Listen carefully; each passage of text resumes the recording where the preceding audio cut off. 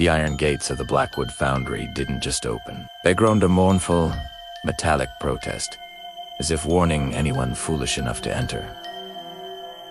This was Elias's world, urban exploration, capturing the beauty and decay. But this was different. The air was thick, heavy with the ghosts of industry. His boots crunched on a carpet of shattered glass and century-old soot. He switched on his headlamp, its beam a lonely spear slicing through an oppressive, absolute darkness.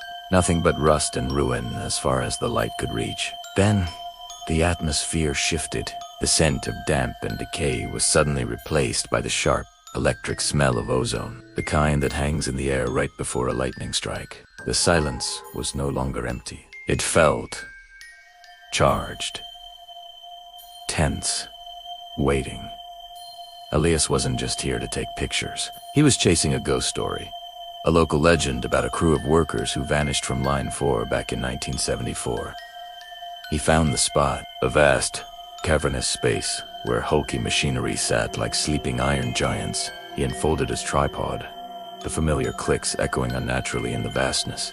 As he mounted his camera, a new sound joined the echo, a single, rhythmic clack. He froze, listening. Clack, clack. It was slow, deliberate, mechanical. Then came a low whir, the sound of ancient gears grinding against rust and time. He swept his light across the room. A massive iron piston, easily the size of a small car, shuddered. It rose an inch, then another, groaning with impossible effort. Across the room, a long dead conveyor belt jerked forward, its rubber surface cracking. The factory was waking up. Panic began to coil in Elias's stomach.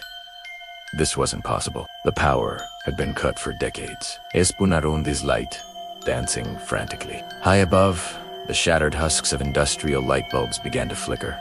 Not with the warm yellow of old tungsten, but with a sickly, nauseating violet light. The glow spread, illuminating the entire assembly line, and revealing the truth of the 1974 disappearance. They were still here, the workers. But they weren't men anymore. They were horrors of fused flesh and metal. Biomechanical abominations grafted into the very machines they once operated. One was melded with a massive lathe, its arms ending in sharpened steel tools. Another was a grotesque part of a boiling vat, its torso stretched and distorted. A chorus of metallic groans and wet, fleshy sounds filled the air. Elias didn't hesitate. He abandoned his gear and sprinted for the exit, his heart hammering against his ribs. But the gates he'd entered were gone. In their place was a wall of spinning, serrated gears, a metallic mouth gnashing in the purple gloom. Trapped, the factory wasn't just awake, it was alive. And it spoke. A deep, resonant voice, not from a single source, but from everywhere at once. It rumbled through the floor, hissed from steam pipes, and echoed from ventilation shafts. The quota must be met. It boomed, the sound vibrating in Elias's bones. New material is required. He stumbled back, pressing himself against a cold metal pillar, trying to make sense of the madness. He looked down at his hands, and a new terror seized him. His skin was losing its color, turning a flat, lifeless gray, the texture shifting from soft flesh to the rough grain of cast iron. He tried to clench his fist, but instead of the familiar feeling of muscle and bone, his knuckles produced a sharp, metallic clicking, like a ratchet wrench. He screamed, but the sound was thin, tinny. The floor beneath him buckled and shifted. Iron tendrils erupted, wrapping around his ankles, bolting him in place. A multi-jointed mechanical arm descended from the ceiling, a wicked-looking pneumatic drill at its tip. They began to work on him, not weak pain, but with a cold, terrifying purpose.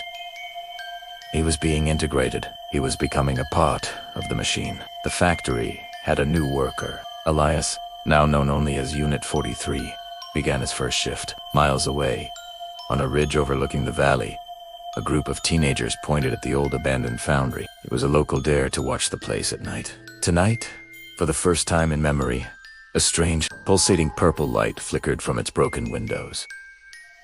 A silent beacon in the darkness.